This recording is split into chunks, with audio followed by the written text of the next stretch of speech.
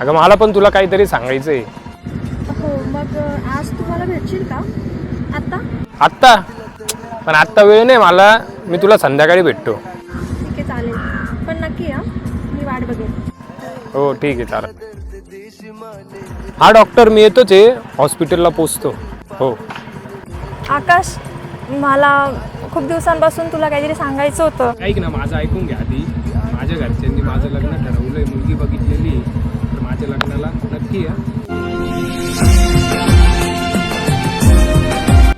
काय रे तुझं एवढं खरं प्रेम होतं, मग एवढं खोटं बोलता कशाला तू?